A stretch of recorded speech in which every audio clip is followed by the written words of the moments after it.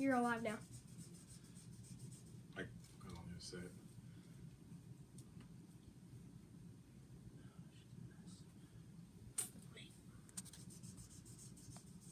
One color I didn't like. Oh, there we go. Look at these two ugly mugs. You're live. I know we're live. We're just looking at the computer to make sure that we're synced up. So. Wait, will it say if there's any people watching up on here? Yeah. There it is. What? Alright, come over here. Wait, will it say if there's any people watching up on here? Such a delay. There is a delay. Yeah, there's always a delay. There it is. What? Come over here. Okay, let's see here. I'll lower the volume. You're going to be in the picture in a minute. I'll put my phone right here for you. Hide it by the... Alright, go sit down. Oh, actually, I'm going upstairs. You're going upstairs? Okay. You ready to do this? I'm ready. Alright, welcome to the first episode of CEV Sports. You know, we usually have 3. We've been talking, but we're short one tonight. I'm Chris Lyhiff. Anybody who's watching this who knows me as Fuzzy. I'm Eric Perugini. Anyone watching this knows me as Snuffy. Yeah, I couldn't even say his last name. I wasn't even trying. So, we came up with this idea after the Eagles lose to Dallas the first time. Yeah. Yeah, because I love to shop to Greg Markowitz, the Pollock. I think that I don't even know how to say his last name, but that's who I lost it. That's who I lost my bet to, and then we talked about it, and here we are. It's a reality. So, why don't you lead things off? Let's start about yesterday's games. Well, of course, everybody wants to know about what our thoughts are for the Eagles game.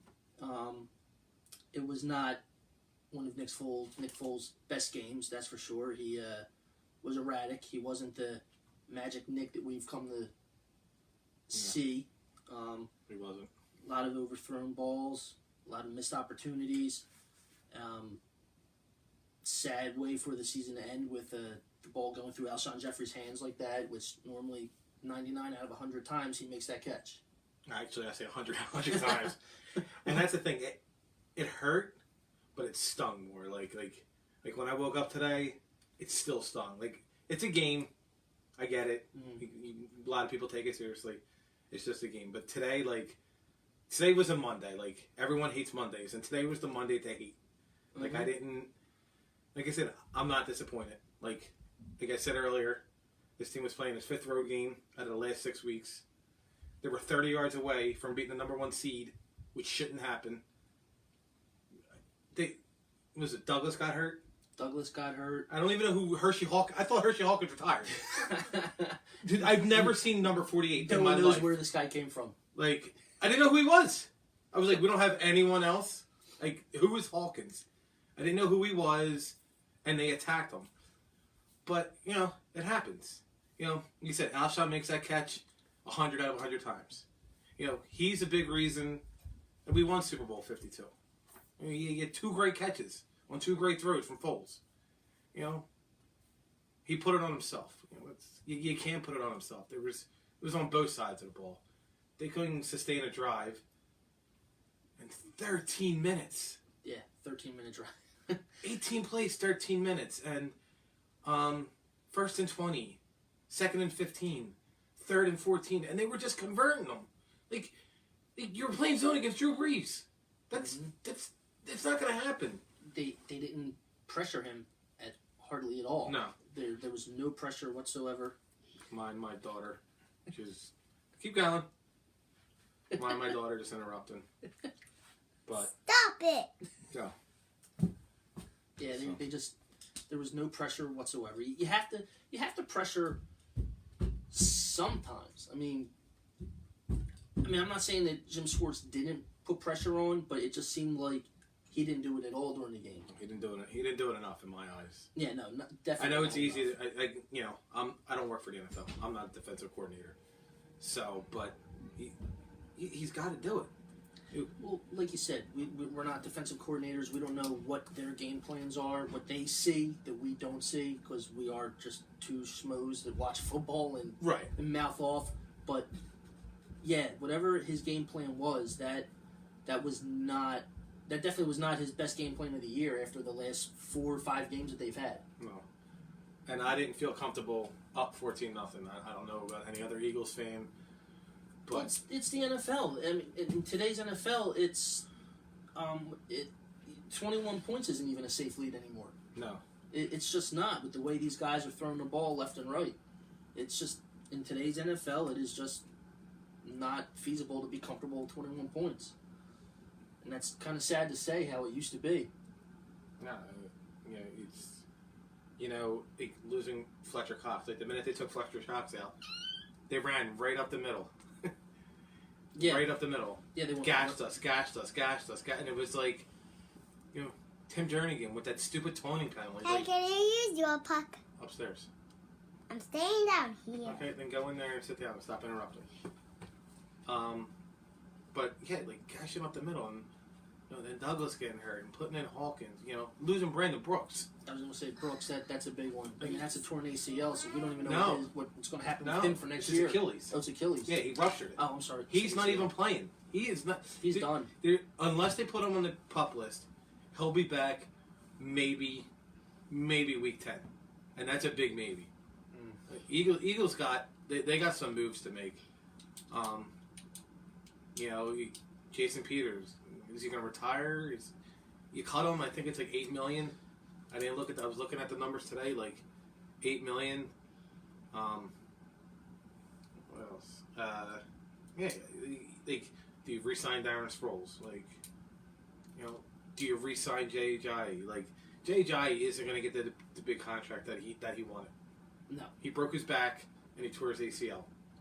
Yeah, he's the type of guy right now. If you talk to him, you can get him back for one of those 1-year deals, kind of like a prove deal, because he's still young. He is. It was his 4th year. I see me, like I said, I was talking to my buddy Derek, and this is another thing I'm going to bring up. I was talking to my buddy Derek before the show, and I said, maybe sign Jay Ajayi to a 2-year deal, $12 million, or incentive-based contract, or.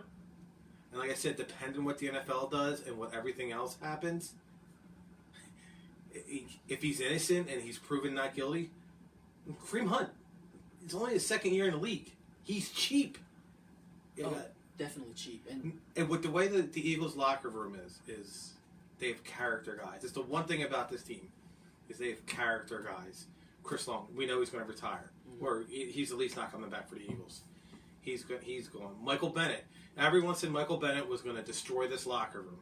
The dude put on, well, I won't say shoulder pads. His little baby pads. Right. Beverly Gold. I put a status yesterday. Beverly Goldberg from the Goldbergs has bigger shoulder pads and her sweaters than Michael Bennett has. But it's like he came in, he played. I think he led the team in sacks.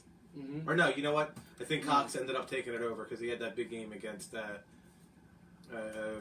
Rams. The Rams, yeah. I think he finished with 10.5. I think Bennett had 9. So that this locker room, everyone and people are commenting we saw the one page today. NFL free agents don't want to come here. Why? Why don't NFL free agents want to come to Philadelphia? That's just a Cowboys fan just mouthing off because he hates Philly. But he's from Philly, and he's going to be on our show soon. So. He Facebook requested me today. We're going to have a Dallas fan on here. We're actually going to have Dallas fans on a couple times because I need to know. I need to know why you live in Philly, or if you live in North Jersey, why do you like Dallas? I need to know why. Don't tell me, and then because you like the Star growing up. I need a specific reason. Was it a parent thing? I just need to know why. It doesn't make sense to me. Everyone knows who I'm talking about. You're all frauds. There's nothing you can say that's going to change my mind. You're all frauds.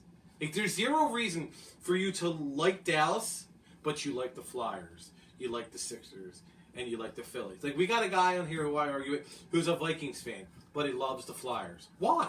Why is that? You make 0 sense. None whatsoever.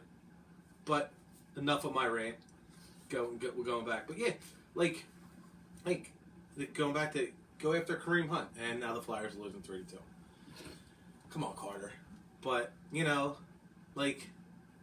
Yeah, it's not, to me, it's not out of the question that they would look at Kareem Hunt. I mean, after all, everyone's favorite, basically criminal, was Mike Vick. The Eagles brought him in when he had those allegations with the dog fighting and everything, and he did his time. No, and he did real time. He did real time. He did real time. Yeah, he was in that lunch line incarceration. He did his time. No, he did his time, and Michael. I know a couple people are watching. Derek, you're gonna keep Bennett and Long. Bennett made $8 million this year. Long, I don't know what his contract was, but I know Bennett made $8 million. He only cost a 4th round pick, but we still have Derek Barnett. You got to remember, we didn't have. Mm-hmm. Derek Barnett was drafted to replace Brandon Graham. Mm-hmm. And my buddy Michael Anthony, he posted something in one of the sports groups that says Brandon Graham would take less money to come back and play for the Eagles. So to the Dallas fan, Brandon Graham, who had 2 big plays yesterday, right? 1 big play yesterday and 1 big play in Super Bowl 52, who will get his last contract, will make a lot of money, would say he would come back to Philadelphia. I don't think it's our salary cap. It's screwed. We have $39. Like a tank of gas. A tank of gas is like $48. We can't fill up Ben Simmons' car. That's how much money they have. This is where the hard part of Howie Roseman's job comes in. This is the real hard part. This is figuring out who to keep at the right price. That's the right fit.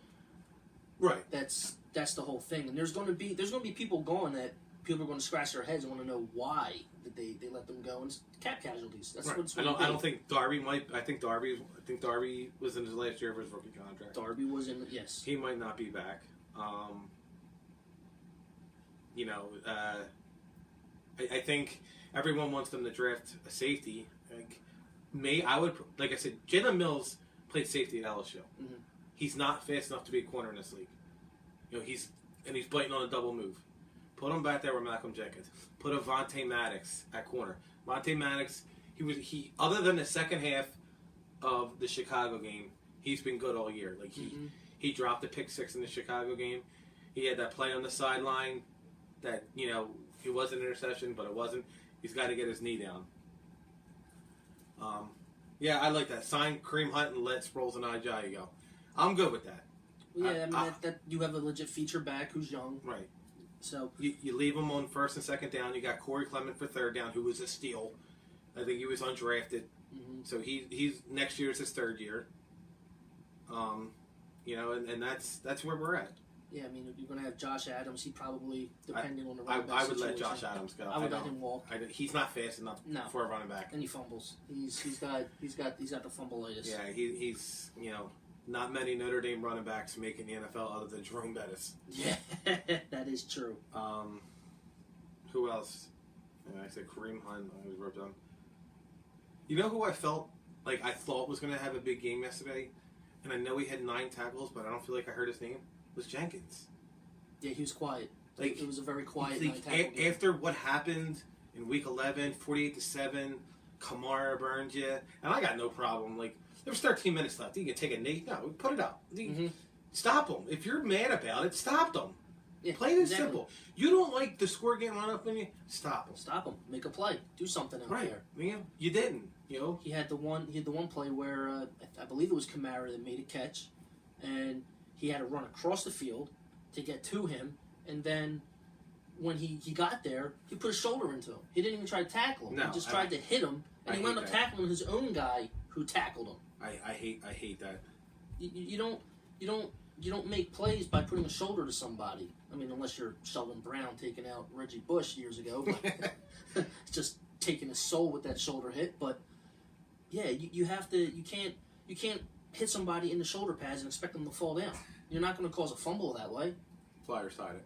Nolan Patrick scored. It looks like, unless he kicked it in. Nope. No, he didn't kick it in. That's a good deflection. All right, go eat dinner. Yeah, so it was it was a quiet game for him, a quiet 9 tackles. You didn't really hear his name at all. And another thing, like, what was it? It was the holding call on 75 on the Saints. He was getting manhandled by Cox, but Alvin Kamara ran right by Jordan Hicks. Yeah, right past him. And a backup quarterback who played special teams who did the punt fake. Why is he throwing a 40-yard? Why is no one hitting him off the line? Alvin Kamara and Michael Thomas should have been the focal point. Like, that's like so if New England wins, which I don't think they will, but if New England wins on Sunday, and if New Orleans wins on Sunday, don't expect Michael Thomas or Alvin Kamara to have a good game, because Belichick is known to take any of those two players out of the game. Mm-hmm. Like he'll let Drew Brees throw for 455 yards, but inside the 20, he'll stick it right to you. Mm-hmm. He'll take Alvin Kamara right out of the game, Mark Ingram right out of the game. But I just didn't. It boggled my mind, and thank God for the holding call. Yeah. Like how? Like, how did he just run? Like, they showed the replay, and he just ran up the sideline. Right up. It was not even the. I'm sorry, not the middle of the field. The middle of the field. That's where not having Rodney McLeod hurt too. Yeah, he's another one people forgot about throughout the season because he got hurt. I always liked Rodney McLeod. I think he was on the Rams a couple of years ago when Emmanuel Sanders caught a ball, and he knocked Emmanuel Sanders like 5 weeks back because he didn't know where he got up, and he didn't hit him in the head, and they called it a 15-yard penalty, and it was just a clean hit. But in today's NFL, it's a flag. It happens. But what else do we have? Oh, Schwartz. That guy. He has the moments where he's, I'm not gonna say a genius, but he has a good game plan. He's got a great defensive game plan. You gotta get away from that. I don't want you to bang it, because if you bang it, it's gonna mess the whole thing up. Casey, back up. Go ahead. Yeah, he has his moments where he has good game plans for his defense, and everything is running perfect. And then he has games like yesterday where he's stubborn and hard-headed. It's all at one time where him and Peterson just don't adjust that well. They just won't do it. They just stick to that game plan, and that is it. It's the same thing that happens with Garrett and Linehan in Dallas. They do the same thing. They just don't. We're gonna get to Dallas adjust. in a minute. Yeah, they don't adjust. And yes, we will get to Dallas in a minute because thank God they're going to keep Linehan and extend Garrett. But I mean, he just yesterday showed why people are so angry at Schwartz half the season. I mean, except for last year because everything went great last year. Well, they were getting turnovers and the points they were making coming plays off. Like it was. Oh, that's another thing we'll get at. Like this year, they didn't get turnovers, so they weren't putting up staggering numbers on offense. You know that we're gonna get to the trade Wentz and the trade Foles and keep Foles talk. You know, I'm just gonna let you know right now, Foles is the future. Like you Folesian people. Listen, Nick Foles, he's my favorite Eagle of all time. I got to go to a Super Bowl parade because of him. I got to go down to Frankfurt and Cottman and celebrate random strangers because of the Super Bowl win. He's hands down my favorite Eagle, and then it's Dawkins. Like there's nothing anybody can say that'll change that. And I don't care who you are, Foles is your favorite Eagle. You're not going to admit it, but he's a god in your eyes, and he deserves to be. He's a Super Bowl 52 MVP. He got us our parade. He got us our Lombardi, and he was 30 yards within getting us to the NFC Championship game. He is your favorite Eagle. Trust me. Anybody my age and a little bit younger, he's your favorite Eagle. If you disagree with me, comment. But he's your favorite Eagle. I'm telling you, he's your favorite Eagle.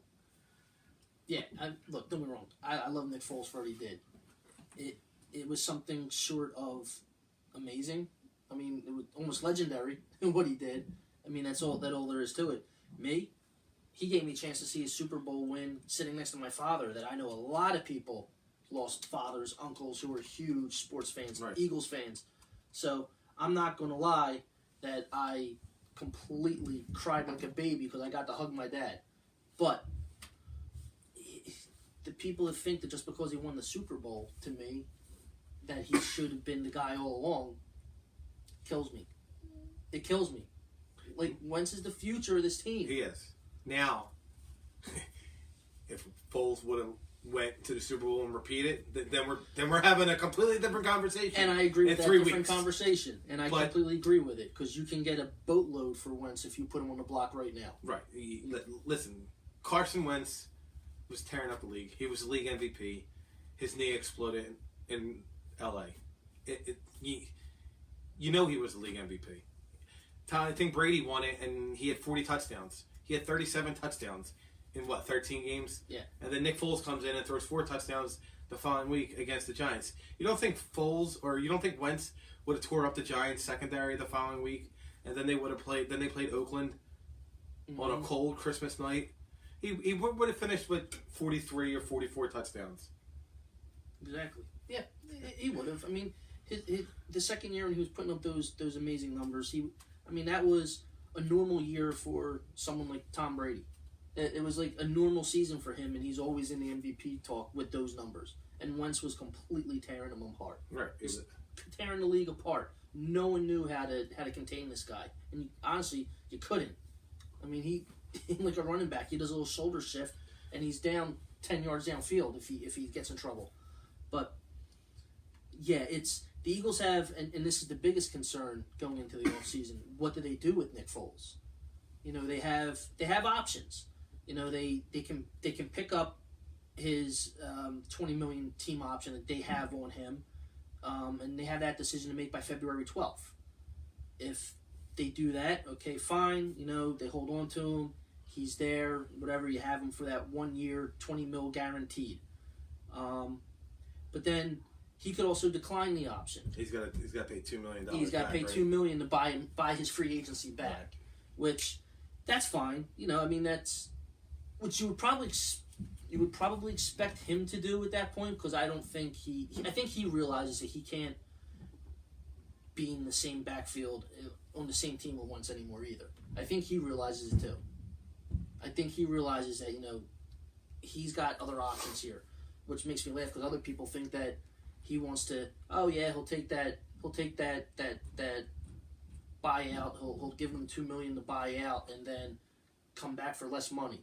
Like, you don't turn away $20 million unless you're right. And like I said, we don't know what's going on in Foles' head. Like we had this conversation. I said last year, like the guy I share an office with at work. Like, we talked about it. I said Foles isn't leaving. He's not. Yes, he is. Yes, he is. Yes, he is. No, he's not. I'm like, he's going to stay with the Eagles. Wentz isn't ready. Teams have to call Howie Roseman and make him an offer that he couldn't refuse. And nobody wanted Foles. They were like, he had a 4-5 game stretch. It was like, all right, he's good. Nobody wanted to do that. Now, he saw what he did.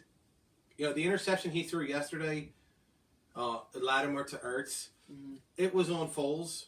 It was. But Ertz has got to pull him down and get an offensive pass interference. Yes. It reminds me of 2010 with Riley Cooper versus the Packers when we were driving. They rushed the throw. If Riley Cooper commits offensive pass interference, it's a 10-yard penalty. We had to go to the end zone anyway. Just commit the penalty. And Lattimore made a great play. He did. Like, you can't take anything away from it. And then Well, real quick, to go back to the Nick Foles conversation for 1 second. Now, the Eagles could, another option, the Eagles could actually put the franchise tag on him. They could hit him with that $20 million option and then tag him. Only if, though, they only do this if they do have a trade set up. Because I don't think they do that. I don't think they hit that $20 million. They hit him with that option and say, okay, you're staying. I don't think it happens because they just, like you said earlier, they have $39 left in their salary cap. So don't they have till March to pay it? It is. My notes here. They have until Eric Dininger over here. Yeah. Sorry, my notes. I actually write it down like the great Ray Dininger. They have until it goes. It says here. The $20 million becomes fully guaranteed on the 5th day of the league year, which is March 18th. So it becomes fully guaranteed, but as soon as they hit him with that $20 million option, they can turn around and just tag him right away, which I think puts him in the top 10 of the position. Is it top 10 or top 5? Or top 5. I forget which one it is. It's either 10 or 5. I'm going to say top 5. I think I think he's better than Kirk Cousins. Yes. And it's another when you Case Keenum. He's better than Case Keenum. Yeah, and I think they're going to draft a quarterback. Denver. I would love. All right, top 5. All right, thank you. Thank you, Derek. Yeah, he's better than Keenum. He's better than Kirk Cousins. And Kirk Cousins might be my second favorite Eagle. Well, let's see. Who's he better than? Also, Bortles. Which that's where I think he's going. I think he's going to wind up being traded to Jacksonville. I think something's going to happen there. I think they literally are going to trade him to Florida, to Jacksonville, and that's where it's going to go. Because they have. So that Derek thinks that too. What, Jacksonville? Yeah. Yeah, I do. I really do. I think that's where it goes. I mean, they've had Bortles for way too long. They've had those up and downs with that guy. Like, And he's just horrible. And he's due the same amount of money. Yeah, same exact. And how do you figure that? They have and he got a contract extension. They just stunk this year. I can't believe how bad Jacksonville was. Like I said, I think it goes to Jacksonville too. I said you called Jacksonville, and like I said, I talked to Derek. You know, you say you want Jalen Ramsey in a first. That doesn't work. Jalen Ramsey in a second. That's plain and simple. That's not a bad trade. It helps both teams. You know, Jacksonville becomes the second favorite in the South behind Luck. You know, now you got who's in the South? It's Jacksonville, Tennessee. Who's got Mariota? Mm-hmm. They Mariota. They're fine. They have Luck, the Colts, and Deshaun Watson. Yeah. You have to go. You have to go out and get. Look at the top 4 teams in the league. They're left in the playoffs. Like they're all good quarterbacks. Yeah. Number 1 and number 2. Number 1 and number 2. That's how big getting home field advantages. Mm-hmm. Doug talked about it today. You know, it was hard. You know, it's hard to win in the NFL. He said it himself. It's hard to win in the NFL. Eagles overcame so many injuries. They got Wentz. They had Clement. They had Ajayi. Matt Collins. I haven't seen Matt Collins since training camp in August. He was supposed to be back by week 6. Right. Week 6. Was it Richard Rodgers? He came back at the end of the year. Yeah. Rodgers. Mike Wallace started practicing. Mike Wallace. He was a broken leg. Like, me and Derek were at the game, and he was on the field. We're like, what happened? He fell. It was like, the field wasn't that wet. They got it dried, and then he just hasn't, just disappeared. And then, it was injury after injury after injury. Josh Adams has a good game, and he fumbles. Like, Wendell Smallwood. Hate's a strong word, but, thank you. Hate's a strong word, but, like, I hated him last year.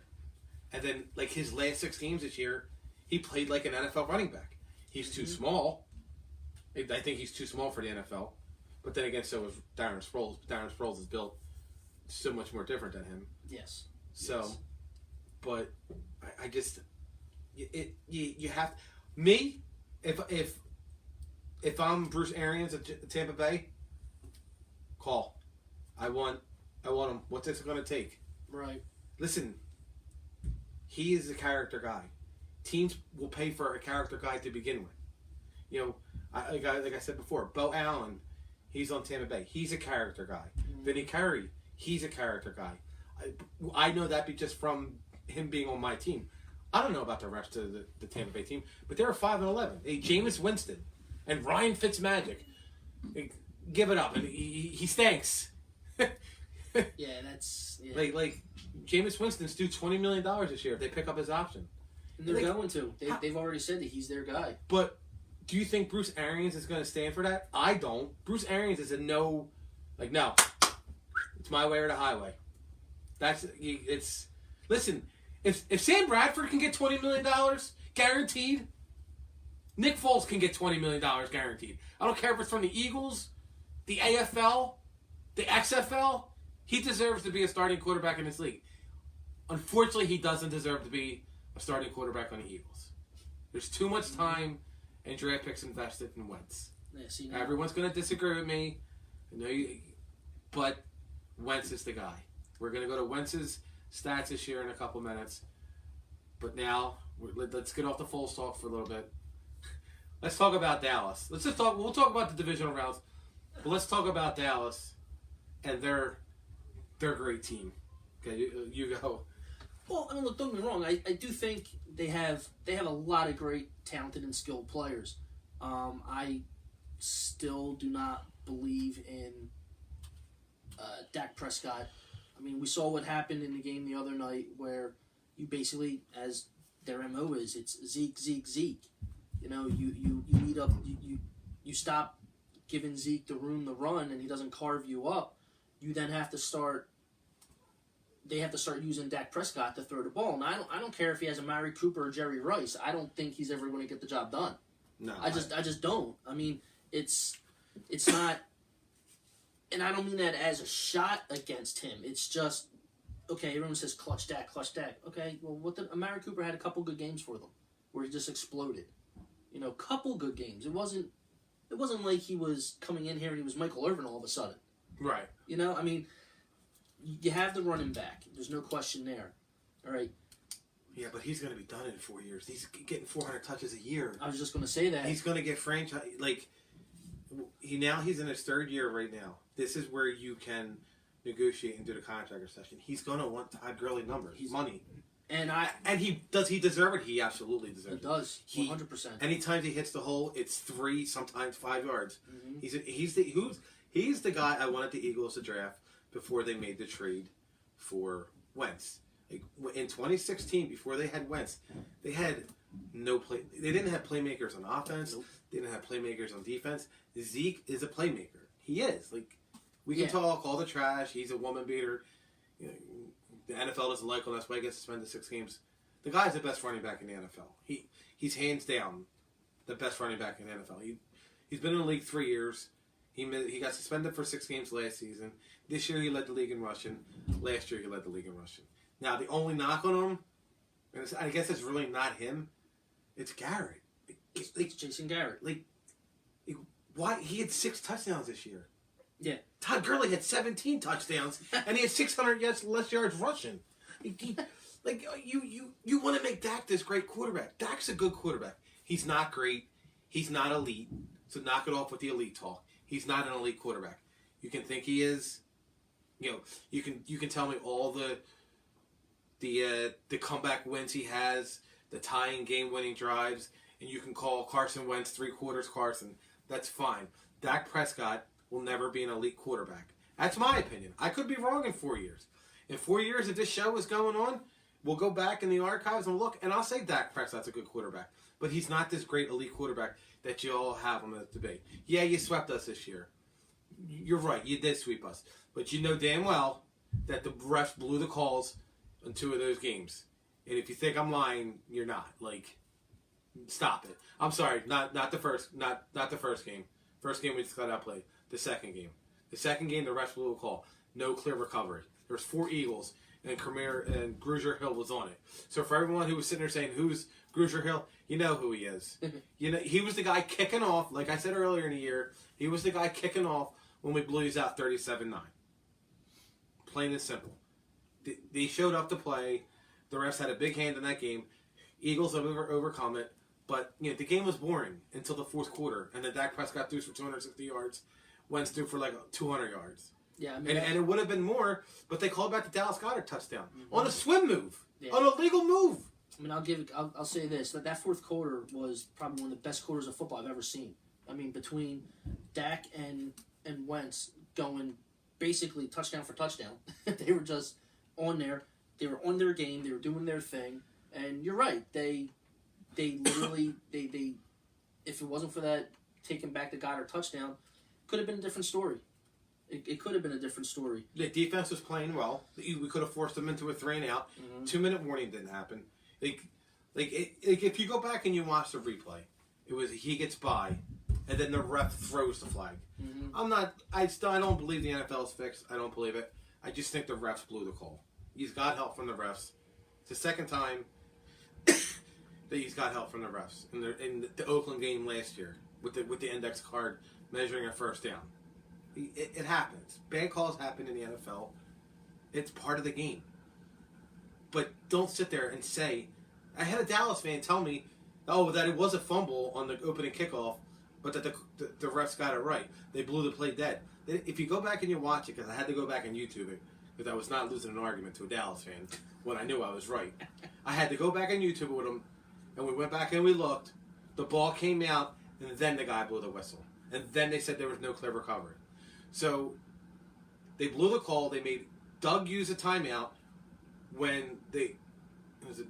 because they didn't review the call. Yeah, and the Flyers are winning 4-3. Under 5 minutes to go in the second. And they made Doug use a timeout. Like, no, why? Why was that not reviewable? It was a turnover. Like, he came up with the football. Like, still, that might be the play that bugs me for the rest of my life. That there was no clear recovery. Yeah, that's flat out a BS call. It just was. No clear recovery. There's no Dallas defenders around. You can't get more BS than that. Just a stupid call. Just stupid refs. I'd like to say that's human mistake in that fact, in that specific call, but when there's no Dallas players around, I don't understand. I still don't understand it. Don't care what people say about, oh, well, here's the rule. F your rule. No, the rule didn't make sense. Like, the rule didn't make sense. He came up with the ball. Yeah, he came up with it. There was no one around. He had it. And, I mean, to me, that's end of story. But I'm not going to cry or spilled milk over that one now. Because season's over. Now, my other thing was, you saw what the Rams did to the Dallas defense. This great defense that completely got exposed, gave up not one, but 2 100-yard rushes in the game. C.J. Anderson. That's all I got to say. Listen, C.J. Anderson's never rushed for over 100 yards in a playoff game. His years with Denver.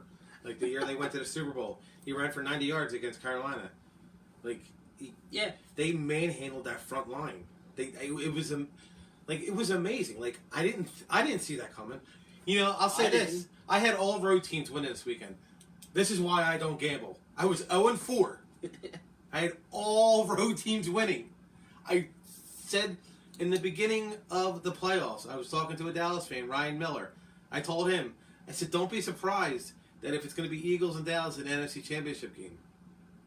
But, you know, Dallas, like, I'm sorry, they looked like they didn't belong in the second round. I know they got there, but they didn't look like they belonged. The Eagles at least held with New Orleans. I know you guys beat them 13-10, but, you know, you guys, I'm sorry, you didn't look like you belonged in the second round. How about this for a stat? Dallas hasn't won a divisional road game since 1980. That's amazing. How is that possible? They have 3 Super Bowls in the 90s. Like, think about how important home field is.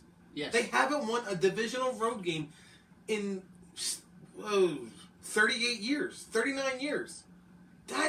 That's a ridiculous stat. That's crazy. Another stat. Hold on. I wrote it down. Hold on. Oh. There's never been an AFC Championship game at Arrowhead Stadium. Really? Yep. First time they're holding, they're the host is this week. That's insane. That is insane. And you know what? And it's the first time they've been there, I think, since 90. When was Joe Montana there? 94? Somebody help me. Joe Montana. Alshon did drop it. Thanks. Thanks. That's got to be Ryan. That is Ryan. Ryan. That is Ryan. Yeah, you were out-coached. Like, I said that. I said it. Sean McVay is...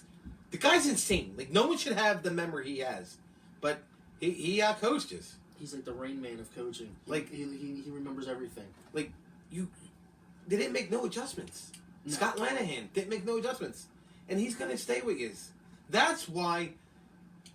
They're not going to improve. That's the thing. They'll never improve with Garrett and now Linehan staying. They'll never improve. Like, right now, this is where the Giants might go get Foles.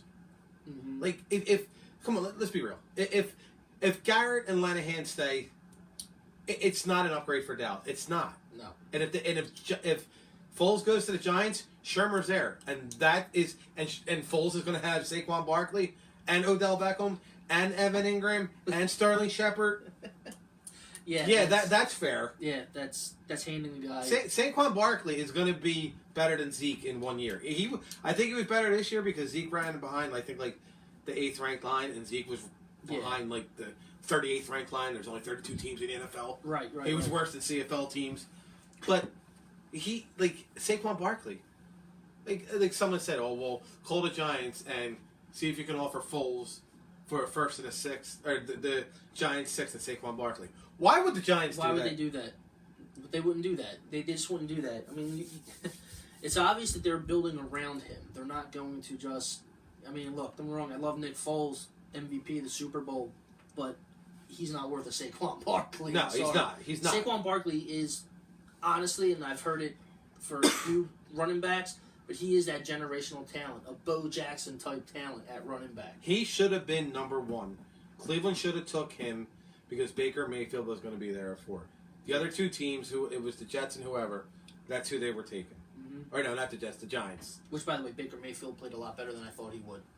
Yeah, he did. He played a lot better. Once Hugh Jackson left. Yeah, he played a lot better than I thought he would. But think about how good Cleveland would have been. You have Saquon Barkley. Then you have Baker Mayfield. You have two guys. Yeah, well, but you think about it, and excuse me, I know we're going off subject here of Dallas, but they still had, what's his name, Nick Chubb? Which one was it? They did. Well, they drafted him this year. He was a rookie. Yeah, well, same as Mayfield. They had him. They had them both. They had them both in the same draft. I mean, so. Daddy. Go ahead. Yeah, so they literally they have their quarterback. And I think they hit on the running back. I mean, Chubb's a good running back. So. They did good. But if you had a choice between Nick Chubb and Saquon Barkley, you're taking Saquon Barkley. I'm taking Saquon Barkley every year. Every year I'm Right. taking Saquon. But all right. Well, we're gonna go. We got off, and we're gonna go back to Dallas. Yeah. Another thing, C.J. Anderson averaged 5.3 yards a carry. You can wave. You're not even on camera yet. You are over here. He averaged 5.3 yards a carry. Like that was literally amazing for him to have done that. Like, look at his last up until yesterday. Well, Saturday night, like against Arizona, he had 100 yards, and I forget who he played before. He looks like an offensive lineman. He is not a skinny guy. Nope, not at all.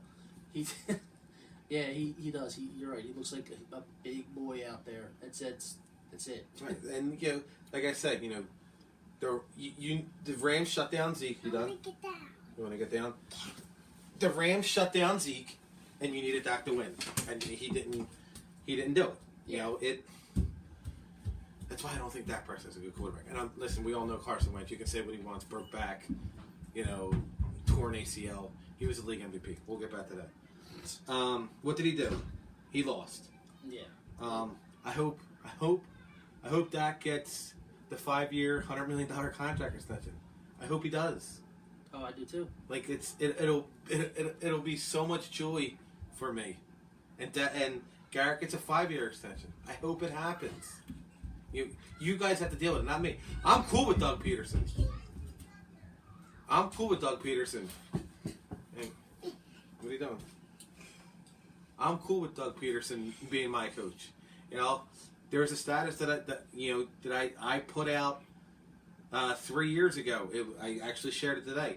Everybody killed the hiring of Doug Peterson. I saw that. And I sat there and I said in my status, I said, listen, Andy Reid was a good coach. There's nothing wrong with disciples.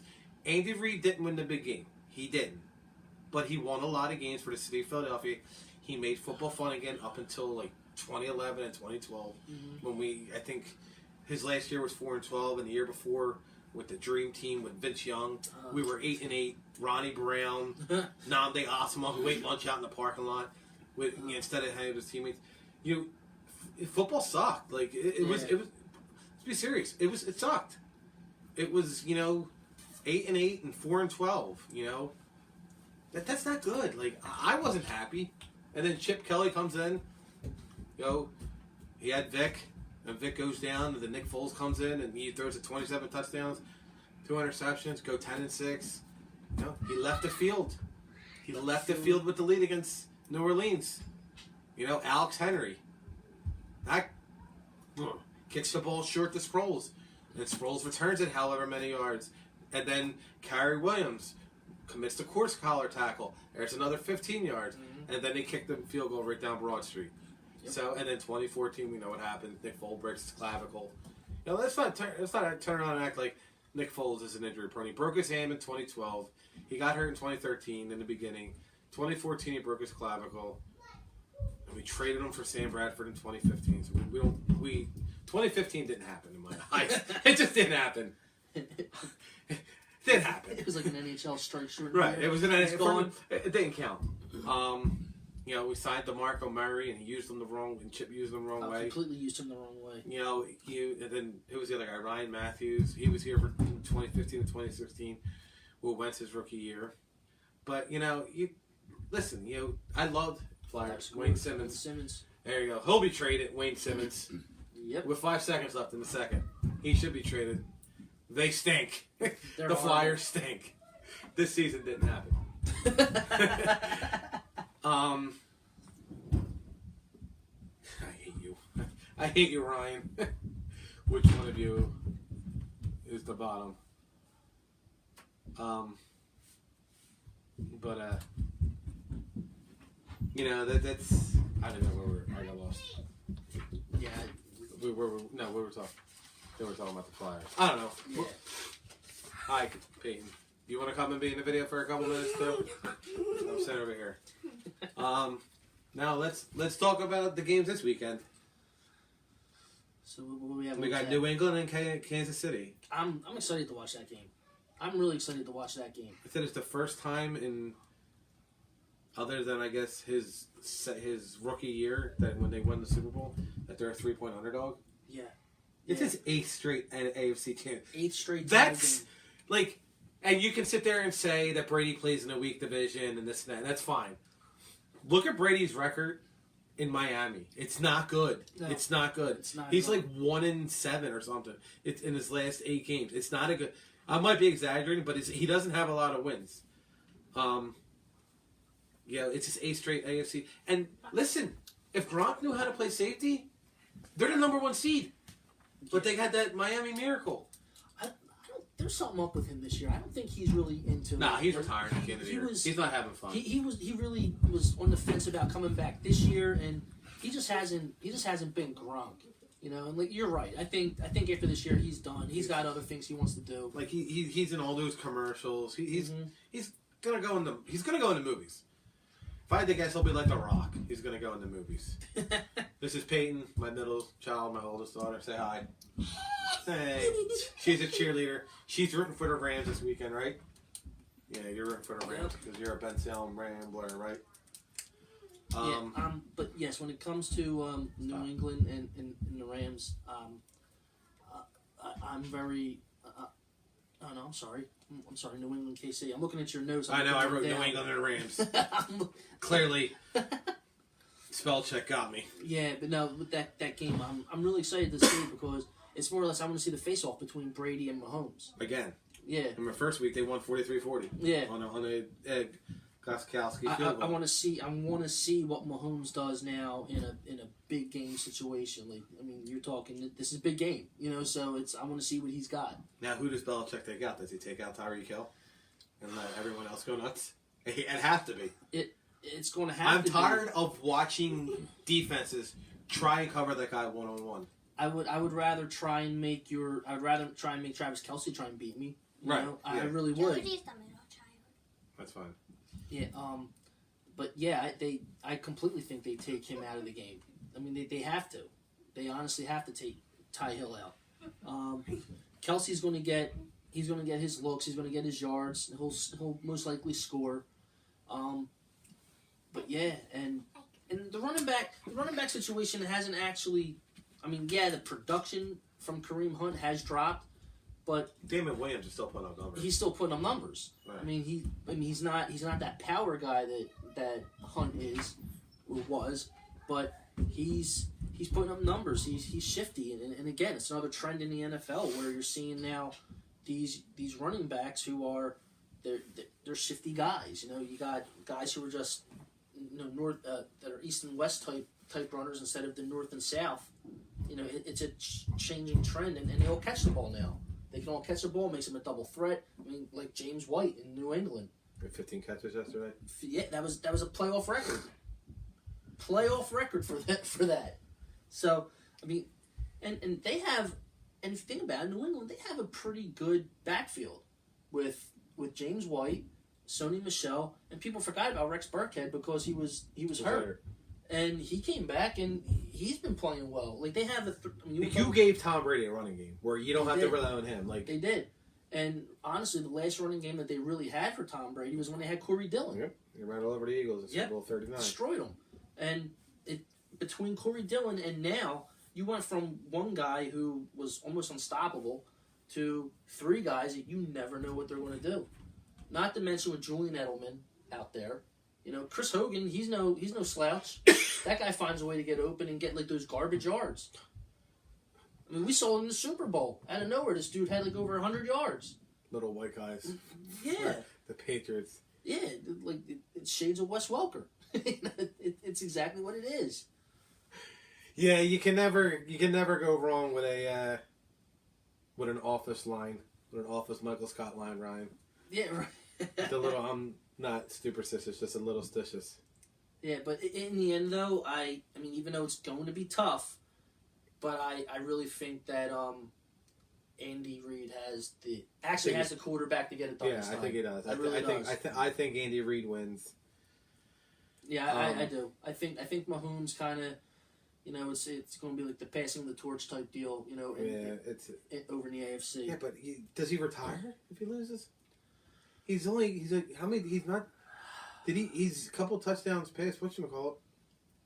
Not that far away from Manning. See, I don't think he retires. I don't. I think he will. I mean, let's put it this way: if they win the Super Bowl, if New England, God forbid, wins another one, I'm not rooting for. Listen, let's get it real quick.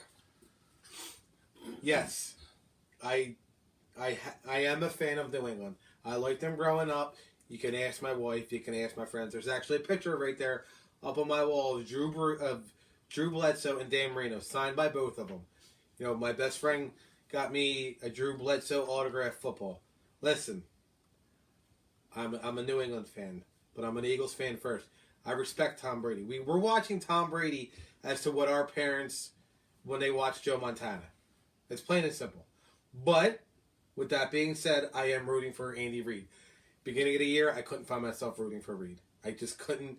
It was Eagles were losing games, and he was winning games. Mahomes was throwing touchdowns like this and throwing like this, and I was getting frustrating watching my quarterback come off an ACL injury. But yes, I am now officially rooting for Andy Reid to win on Sunday, and then I'm rooting for him to win the Super Bowl. My pick, I had the Rams, and I got Kansas City in the Super Bowl. Let's hope it's not another Monday night or Thursday night. I got a quick question. With Andy Reid is there still hate for Andy Reid in this city? No. I don't think there is. Because they won the Super Bowl, there's no hate. Yeah, I was just going to say, did the Super Bowl change everyone's outlook of Andy Reid since we won it now? No, I think the Super Bowl changed everyone's outlook on how we view it. As we view fans. Like Alshon Jeffrey, you know, people were tweeting out to Alshon, don't worry about it. You know, without you, we didn't win the Super Bowl. You know, going on and on. Think about that. Eagles fans. That was 10 years ago. We would ran him out of town like we did Mitch Williams. Yeah. With Joe friggin' Carter. Running him right out of town. But winning, you know, we've become a little bit smarter. We know that it wasn't all on Alshon, even though a couple people say it is on Alshon because he dropped the ball. He dropped the ball. We know he dropped the ball. Yeah, we know it. But, you know, you can't have the ball for 2 minutes in the third quarter. That's not good football. That's not the Doug Peterson way. And, you know, I don't know, he stopped with the misdirections to Nelson Aguilar, you know, with the inside sweeps, you know, Golden Tate. Like, I don't know about the acquisition of Golden Tate. Like, I don't know about it. Like, you had a slot receiver in Nelson Aguilar. Yeah, that was what I didn't. I mean, I got it. It was an upgrade of talent-wise. Okay, you got a great talented wide receiver. You got someone that you know that if he catches the ball, he will most likely get that. Oh, I call it overrated. The yak. I hate that yak stat. I can't stand it. I mean, to me, wide receivers, your job is to catch the ball. Just don't drop them. Right. That's it. And unfortunately, that's how our season ended on a drop pass from our number one. But when you look at the Golden Tate trade, I mean, I don't think it was the same. It was the same type of thing than when they got Ajayi. What did you give up? You know, what did you give up? You got a good talent that theoretically on paper you're like, man, Alshon, Tate, and Aguilar. But then you took away from Aguilar. You know what I mean? Right. You know, then he started, you know, having some little rumblings in the locker room about it. So then he switched it up again, and then they were both doing their thing, and then Golden Tate finally scored a touchdown in the playoffs, but on a great play. But Like they called it. yeah, Like they're blitzing. He blitzed, he rolled out, and he threw the ball. Yeah, and then a double doink. Yeah, but I am on the fence with the Golden Tate acquisition. Now, if he was a legit number 2, you know, for that speedster guy, you know, to take off, you know, to like look at the Sean Jackson versus Alshon Jeffrey. You know, you need your big guy and you need your speed guy, and then if we had that speed guy, which was supposed to be Mike Wallace, who a shame he got hurt and they just never brought him back in for whatever reason. But I think the Golden Tate trade would have made more sense at that point. It would have made more sense, would have had, I feel, more production from Golden Tate. I think they would have gotten him the ball more, let him, you know, do his thing for the yard after catch, you know, that he's so well known for. Ian Rose said, "What's up, Eric? Long time no see." Who? Ian Rose. Oh, yes. He is, I used to work with him. He is a Pittsburgh Steelers fan. He, What is going on in Pittsburgh? Everybody wants to leave. Yeah. Everybody. Antonio Brown, Le'Veon Bell. Like, what is going on? The coaches, like, they fired Joey Porter. Because he's the reason, firing Joey Porter is the reason Pittsburgh lost. Didn't make the playoffs. Yeah, actually, Ian and I had a long conversation about that one time where he was very upset that they got rid of Porter. Yeah, we did throw batteries. We did throw batteries at JD Drury. Yes, we did. Yeah. But, hold on. But, don't forget, Dallas fans also cheered a murder in the parking lot when they lost to New England a couple years ago. But no one talks about that. No one. But we booed Santa Claus. The moon landing didn't happen yet. And we're still talking about Santa Claus. Think about that. The moon landing. Neil Armstrong didn't walk on the moon yet, but we're still talking about the Santa. It's like Dallas fans living in the past. Oh man, you know what? I never looked at it that way. Never thought of that. No, listen. I had to look it up. Somebody else mentioned it. I said, "There's no possible way." And no, yeah, the moon landing didn't happen yet, and we still didn't throw snowballs yet. Oh man, I'm glad you find it funny, Ryan. so funny. Well, Ian, thank you for checking in. Thank you very much. And I looked at my phone as I did that instead of the. Ian, we'll do this again. Thank you for checking in. But yeah, no, that's a good question. What's going on out there in Pittsburgh? You know, to be honest with you, I mean, Brown, him and Roethlisberger just do not like each other. They don't like each other at all. He said he's throwing things around about Munchak. Really worried about what's going on and beyond furious. This is simply on Harris. Welcome to Philadelphia. Like, we know how you feel, bro. We know how you feel. Yeah. But you know what? You got a Super Bowl in the last 10 years, so you're good to go. You got, what, 6 or 5? They got 6. They got 6. They lead the NFL in the modern era. You're good. I understand 6. right now you're a little frustrated. But, listen, you still got Ben for another couple years. You should be on top of the division. You had a couple tough breaks. You know, Lamar Jackson. Wait, do they have Ben for a couple more years, though? I mean, he was drafted in 04. Tom Brady was drafted in 2000. Or 1999, I'm sorry. He's still in the league. Yeah, but he's one of those guys, man. Like, he's... What I mean is it going to be fun for him now? Like, he's not going to have... Like, Antonio Brown's going to be gone. I think he also likes Juju. He does. Juju is... He is a kid playing football, and he loves it. He really is. Oh, yeah. He actually loves playing football, and he plays around, and Yeah, he loves it. He's a great time. Like he's the reason you start playing football in the first place. Yeah. Like you see how he is. Like I've even seen videos of him. He's showing up to the game and he goes and he hangs out with people in the tailgates. Yeah. He has food before the game with the fans. Like he's just having a good time. I mean that's definitely something you don't see. You think AB's really the new Terrell Owens, Derek? You really think? Oh God, no way. Not yet. I don't think so. I mean, Let's see. It'll happen. It'll definitely happen. It's in the works. Like it's gonna happen. Oh, it's in the works. Like you see the blueprint for it right now. You honestly do. But wherever he goes next, I got to see how he handles locker room, the coach, his quarterback. I got to see how he goes with that before I'll call him the new TO. But don't get me wrong. Yeah, the blueprint's in the works because after all, he is a diva. They are all wide receivers at some point become a diva. They just do. But I can't call him the new TO just yet. He's getting there. He's getting close. But that's the other thing. With okay, you have Le'Veon Bell. What happens with him? Where does he go? You know, wherever he goes, that's a major upgrade at running back for whoever acquires him. Yeah. Him. I mean, like essentially, you're going to have. And think about this too.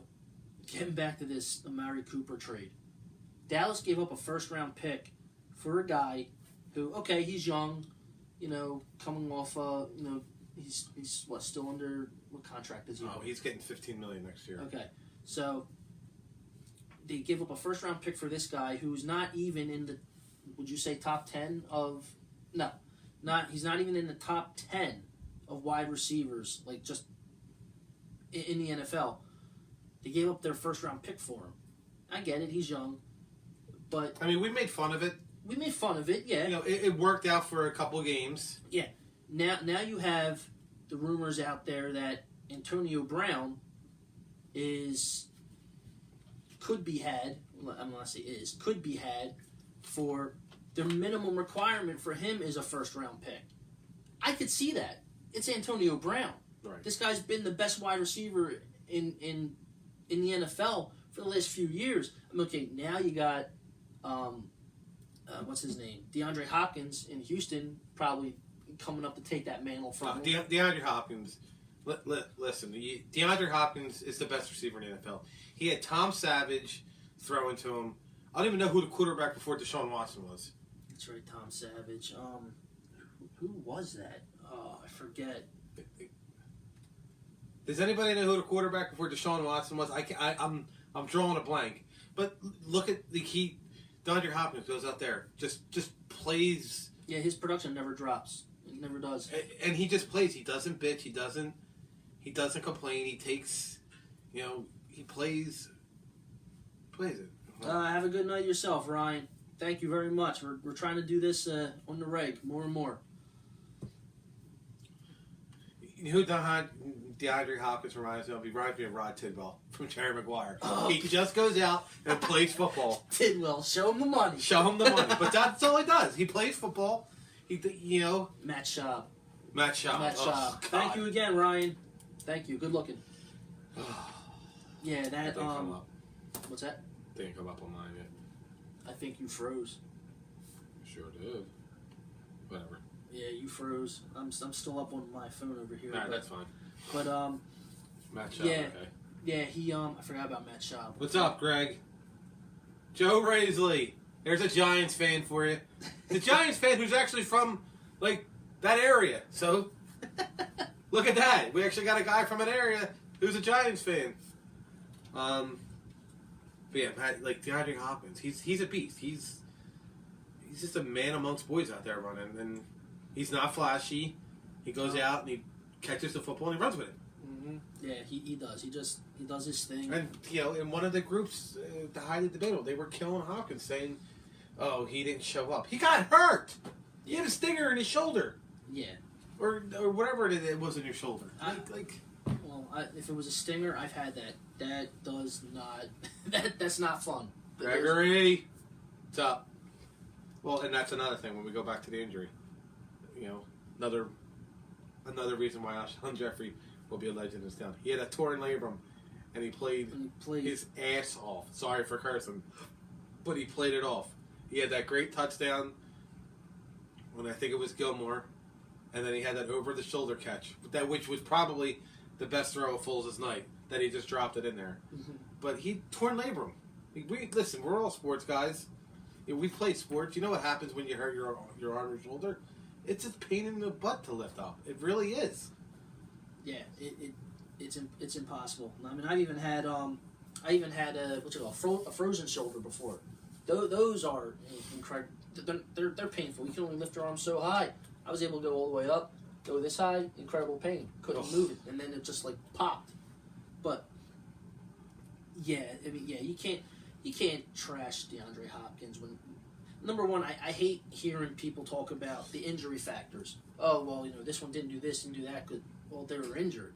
That's why I get mad when people start bringing up the Carson Wentz stuff. I'm like, well, okay, Nick Foles came in. Yeah, he won the Super Bowl because that's what backups are supposed to do. They're supposed to win games. They're supposed to win games. They're supposed to execute. They're supposed to do the game plan. Backup quarterbacks are probably the best coaches ever. I mean, a.k.a. Doug Peterson. Right, they are. They are. They're the ones that hold the clipboard. They're the ones that do all that. But when they come into play, it's because there's an injury to the starter. And when someone gets injured, I don't think you can hold it against them. And everyone says, okay, well, now, Carson Wentz, a.k.a. Tony Romo. Tony Romo was still a hell of a quarterback. Yeah, we give Tony Romo, listen, I do. I give him a ton of credit. We give him a lot of flack. I don't know, Greg. I don't know. We both say yeah, but if you pick up Foles' option, you have to trade him. You got to get picks for him. Yeah. See what'll happen, Greg? They can pick up his option, but then they can franchise tag him. The only way they do that is if they have something worked out with somebody to trade him. Right. Because they're not just going to pick up the option. You can't. You can't have your backup quarterback making more than your starting first-round quarterback who was the second pick in the draft. Yeah. That's not how the NFL works. And I'm not trading Wentz. We're actually going to get to the Wentz stats in a minute, but you're not trading Wentz. And you can't. If they did pick it up, if they did hit him with that... Hey, look, there's my cousin. What's that? My cousin just joined. Hi, Kristen.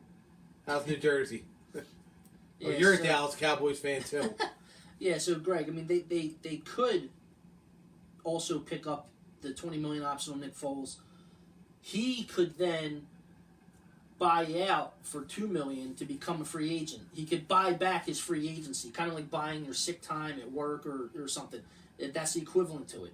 He could buy back his free agency for $2 million, but then at that point, he's not going to come back here for less money. I mean, would you give up $20 million? Would you pay $2 million just to say, hey, here's $2 million to give me less money to come back? No, it's just not going to happen. That's not smart business. And at the end of the day, this is a business. So what I think happens is they pick up the option and then immediately franchise tag Nick Foles only because they have a trade partner. If they don't have a trade partner, which I do not believe they will not find one, I mean, there will be a large market for Nick Foles.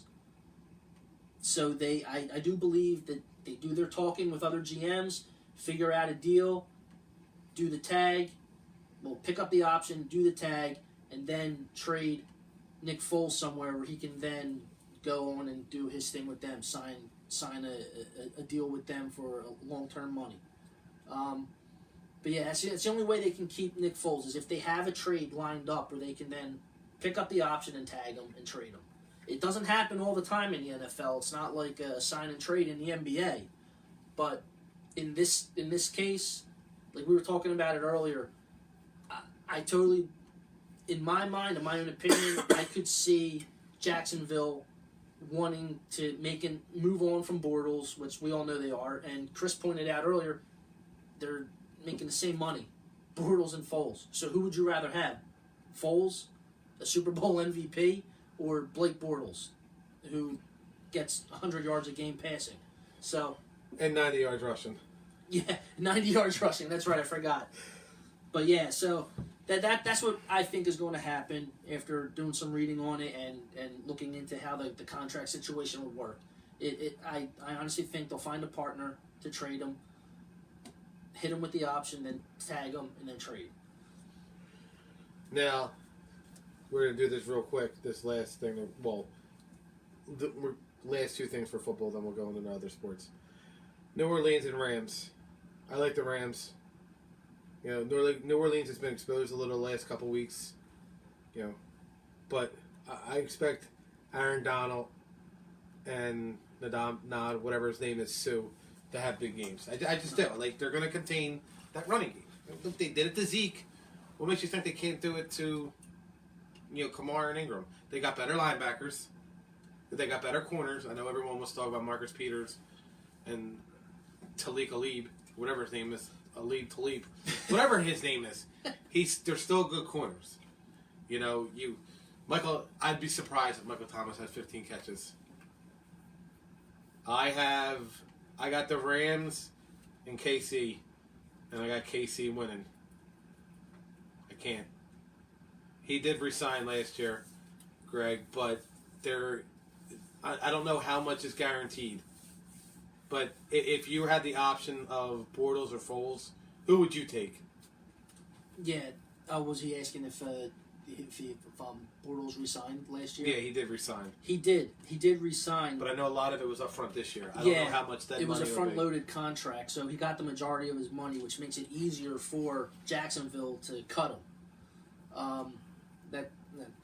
I think Kansas City wins the Super Bowl. I'm sorry. I know my wife was rooting for New England, and she's not on. She left the page, but I think Kansas City wins the Super Bowl. I just think Mahomes is too good. He was the league MVP. They missed a little bit of a beat when Kareem Hunt got kicked off the team, but I just think it's Kansas City. I mean, I'm not gonna lie though. I mean, would the football fan in me love to see Brady versus Breeze? Of course I would. But I don't. You don't? I'm telling you. I am bitter about that game yesterday. Oh. To hell with Drew Brees. I don't want to see him get his second title. I hate Sean Payton. I mean, I don't, but no, I don't want to see it happen. That's me. The football fan in me wants to see. I want to see Andy Reid win. I want to see Andy Reid win his first title. We got ours. It's his time. As he said, the time's yours. Time's yours. I love it. Yeah, there's a part of me that wants to see that, because if I'm not mistaken, it would probably be they would be the two oldest quarterbacks ever to face off in the Super Bowl. I think so, yeah. I mean, you're talking, 81 years? Yeah. Between the two of them. Right. 81 years old facing off. And then think about that. So you're gonna so if Brees gets in and the Patriots gets in, you're gonna have the two oldest quarterbacks. And then think about yesterday. You had two quarterbacks who went to the same high school, who were both Super Bowl MVPs, who played against each other in a playoff game. That was the first time that ever happened in the NFL. It's like the crazy stuff that happens in the last couple weeks of the season has been insane. Yeah, I know you don't like KC, but I gotta root for Andy. Brady's got 5. You know me, Melissa. I'm a Brady guy, but I gotta go KC. Gotta go Mahomes and Andy. Yeah, I do agree though. I mean, there's a part of me I do want to see Kansas City get there, and then on the flip side too, it's you have Mahomes, and what if the Rams make it? Then you have probably the two youngest quarterbacks ever to play in the Super Bowl. I would assume it is. I would assume. Yeah. But I mean, and that would be. I think that would be a good game. But I ultimately. What was it? Was it Thursday night when them two met? And there was like 104 points scored. Yeah, it was insane. It was insane. Their passing yards, it was the defensive touchdowns. it was ridiculous. Yeah, it was completely. It was a completely unexpected shootout like that. I mean, and that set up. That really set up for. What's kind of coat the fourth. Yeah, and listen, when the Cowboys lost, yeah, I laughed a little. It just made yesterday's loss not hurt as bad because I couldn't deal with Cowboys fans on social media. I couldn't deal with it. I couldn't deal with another oh, we did this, we did that. No, he's haven't won in 24 years. I know it took us 52 years. And I know that Cowboys fans and Giants fans and Redskins fans, well, maybe just Cowboys fans, you guys don't count the titles in the 60s. That's not how the NFL works. The titles count. They're not Super Bowl titles. They're NFL championships. The NFL acknowledges them. Everyone else acknowledges them except you guys. And that's fine. That's what you got going for you. But just like I say all the time, the last time the Dallas Cowboys were relevant, Whitney Houston was sober. That's all I'm going to say. I know it's wrong, but that's my go-to line. Like, that's what it was. The last time, okay? I know, yes. It's. I'm laughing. He's laughing. I know everybody who's watching laughed and snickered. But I'm not wrong. I'm not. So, but yes, Ian, oh, okay. Dan Marino made it a second year. No, Big Ben didn't go in his rookie year. He didn't. He lost to the Brady when we lost to what? Fair enough, Greg. She was never sober. Never sober. Jesus Christ. Okay, thanks for that insight, now, Greg. Derek, Ben was a rookie in 2004. He lost to Brady in an AFC game. He won the next year with Jerome Bettis when Jerome Bettis fumbled in the Indy game. Yep. And who was it? Bob Sanders. Sanders. Sanders picked it up, but he was hurt. Otherwise, he would have ran it back. But I think somebody got a hand in. Yeah, they tripped him up. I forget who it was that got him. Marino was the youngest. Ben was the second youngest. Okay. So. All right, nice. Good call there. All right, so yeah, to go back to like the New Orleans and Rams, I'm rooting for the Rams. I think Donald and Sue have big games. I laughed when the Cowboys lost. And now we're gonna get on to the last thing for football. Wentz. Look in my eyes. Look.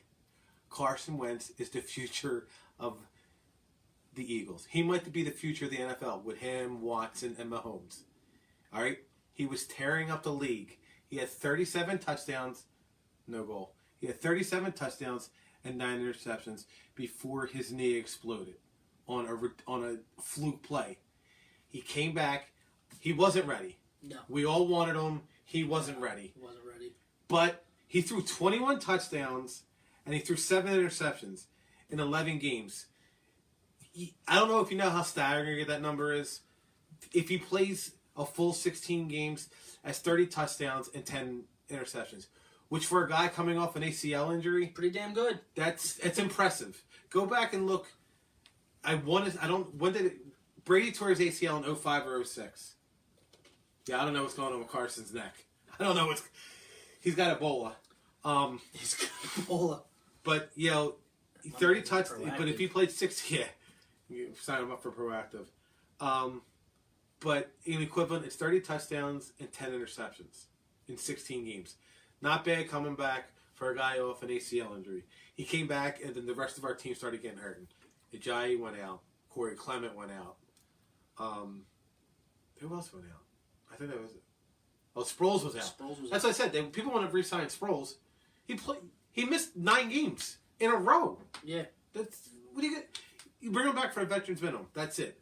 But you gave up too much to acquire Carson Wentz. Cleveland's like he's not an NFL quarterback. Thank you, Cleveland. Everybody in Philadelphia appreciates you. We do. But, he is our quarterback of the future. I think he's going to win a Super Bowl. I don't know if he's going to win multiple, but I'm pretty confident that with the way the league is, he's going to win. Got to remember, he had a torn ACL and ACL, and he had a bad back. Now, I'm not a doctor. Clearly, because I'm doing this show from my basement, I am not a doctor. But I feel like if you have a bad knee, which I do have, and Derek knows. Yeah, I let him I did let him talk. I was quiet. I was quiet. But if you're using your push-off leg on your knee, and it's not 100%, it puts pressure on your back. I'm not saying I don't think he had a broken vertebrae. I don't think he was injured. I think his mind was screwed up. I think it was mentally he was screwed up in his head. That's me. I could be wrong. But that's me. I don't think Wentz was ready. Wentz focused on coming back on his rehab. I don't think he looked at any game film. I don't. Nah, it didn't look like the way he was. It didn't look like he did because he literally was just Ertz. It was that he would hike the ball and boom, find Ertz and just follow him. He never looked for anyone else. He just didn't. And I'm not. And don't get me wrong, throwing the ball to Zach Ertz is not a bad thing. No. He just focused in on him. It was like tunnel vision. It was like he put those horse blinders on and was just looking straight at him. If it wasn't Zach Ertz, then no one else was getting the ball. But I agree with you though. I believe it was 100% mental. I really do. It was all mental on him. I think it had to do with it comes down to the mental aspect of, is my knee, even though they cleared me, is my knee, structurally sound? Can I put the weight on it? Can I cut? Can I do this? I really do. I think there may be some legitimacy to the back problem. I really do. I think he had a bad back. I don't think he had a broken back. Yeah, I don't. Yeah, I'm. And I feel like if you have a broken back, I feel like you're not supposed to play football. Again, I'm not a doctor, but I feel like a broken back, it's important. Well, the other thing that got me was when they said, "Oh, well, it progressively got worse, but it's not going to get worse."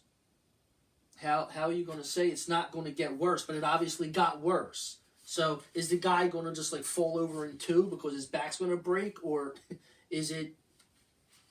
That was the only thing that got me. Was how can you sit there and say it can't get any worse? Well, obviously it did. If it fractured, the next step is a complete break. So that's your next step. Right. So you tore your ACL three times, and you're not right for a year and a half, and you're not an athlete. Like, I'm assuming you don't go out and your job isn't to play sports professionally. So we all know that their guys' muscles are better than ours. They do the rehab. That's all they do. So, for us, it's a year and a half. For them, it's a year. Mm-hmm. So, like I said, I think he comes back next year. I think I'm going out on a limb right now. Carson Wentz wins the MVP next year. I said it. I may be nuts, but he's winning the MVP. Well, we'll have the video to go back and look. But yeah, we will. But I honestly, I do see last season's Wentz coming back for next season because he's going to have his training camps. He's going to have his OTAs. He's going to have preseason. So, and he's going to be well over a year removed from the ACL. And if this fractured back only takes 3 months to heal, he's going to be well over that. So, I think we see Carson Wentz come out next year with a vengeance and want to prove to everybody that he is that guy that was about to win the MVP until his knee blew up. And you have to figure also, Foles won't be there, so he's going to have a clean slate. He's going to be focused. He's going to be ready. He's going to be determined. So, think about this. Carson Wentz tears the league up again. He gets hurt, and he's out. And Nate Sudfeld comes in and leads us to the Super Bowl. He may throw himself off the Walt Whitman if that happens. You know what? I can't even think about that. I can't even think about that. It's Philadelphia. Like, that's what's gonna happen. Well, it wouldn't surprise me because what game was it when Foles went out for that one play or two plays? Sudfeld threw a touchdown. He came in and threw a touchdown. How great was that? He went to go get it from the kid. He took it from the kid. They hooked him up, though. The Eagles did. hooked him. The kid wasn't a spoiled little brat. They were like, "It's your ball." Listen, we took care of it. Yeah, well, I mean, they better do something. At least he's going to have Alshon, he's going to have Aguilar, he's going to have Goddard, and he's going to have Ertz. I mean, I don't know what else you want. If those aren't good enough for us, yes, he's going to need a line. Brandon Brooks is out next year. There's no way he's coming back. Jason Peters, they're going to have to draft a tackle. And what's going to happen with Kelsey? All these reports that he might retire. If Kelsey retires, I don't know I don't know where we're at next year. We ain't Super Bowl 54 champs. I mean, Kristen. If that happens. To be honest with you, if they're going to do anything, they have to build that lineup. They have to.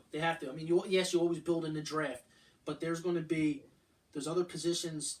Like, do you with your first pick? Do you go with an offensive lineman, or do you go with one of the running backs that'll be out there, and then bring Ajayi back as that?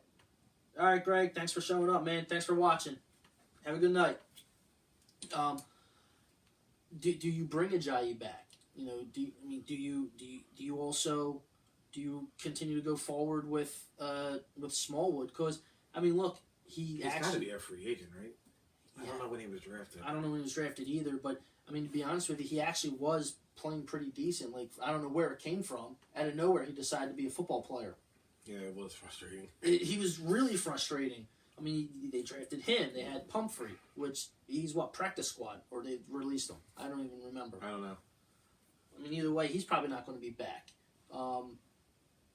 They have to invest. They do have to invest in the running back position because you don't know if Sproles is coming back. Like, he'd already said that he was done after this season, that he didn't want to go out the way he did. But, well, you know, he got to the playoffs. Right. You know. Real quick, somebody just posted a picture. Trump is serving the Clemson Tigers fast food on silver trays. That looks like Wendy's. That Wendy's? That looks like Wendy's. And quarter pounders? Quarter pound. That is the most ghetto bleep I've ever seen, and I'm from the ghetto. So I'm sorry. I know we got off track, but the president is serving our national football champions Wendy's and quarter pounders. This is phenomenal. Oh man. Oh, I love it. Why didn't you just put him to work on the wall? Jesus Christ, this guy, Trump, he's amazing. Oh, yeah. So, all right. Oh yes, that's right, Derek. You're right. Corey Clement, we got him coming back. I mean, he's a good dual. He's a threat. third down. He's a third down. He's back. your third down guy, and you know he catches the ball out of the backfield. He can get you those. 5 yards that you may need to running the ball up the middle, or well, actually not up the middle. I don't know. He's more of a you know. We know the MVPs go to the quarterback. Corey Clement could have easily been the MVP in Super Bowl 52. Oh yeah, without a doubt. Like, he had 100 yards receiving. 100 yards receiving. You know, he had That one touchdown. touchdown. He would have had two, but if he gets that touchdown, we don't see the Philly. That is true. Because he caught the ball in the real route. Yep. Now, real quick, and then we're going to talk about Phillies. I need to know what the play was that he was going to originally call before he called Philly, because that wasn't the play that was going out to him. I don't care. I just want to know what it was. I don't think anyone's ever asked Peterson that, have they? No, and I don't think anyone ever will. I will. I would. I'll be like, I want to know, and look me right in the eye. Don't lie, and tell me what the play was. I ain't gonna say a word, but I just want to know. I do too. I want to know. I want to know what the. I do. I agree with you. I want to know what was going to be the play call, because the look on his face when Foles says. And he didn't hesitate. He didn't hesitate. He was like, yeah, all right. Yeah, go for it. Yeah, I'm do like, it. Meanwhile, it's fourth and goal from the 1 in the Super Bowl. Probably the most important play to drive. He was like, yeah, go ahead. I'm like, wait, what? And I just remember I was sitting in my house. I was sitting in my friend's house in Mayfair, the Wellington, sitting there, and I just looking at like my wife. What just happened? Like my Facebook, my phone. I'm like, what the hell just happened? Did Foles just catch a touchdown? I'm like, I was at this is a Super Bowl, right? Like, this is not a preseason game. Nope. Like, just looking around at everyone and then going, hey, what the hell? What? And and that's all I remember. That's literally from that play. I can remember him catching it, and then I just remember going, what was that? Yeah, my dad and me were around the Tacony Mayfair Sons of Italy Club watching the game up in the members lounge that they have up there, and the play starts, and when I saw Foles go up to the line, I was like, all right, he's letting them know. And then when he moved out to the right, I said, what the hell's going on? Like, we're not doing like a triple reverse right now, are we, guys? Well, I remember looking at my dad, and he looked at me, and he goes, what the F?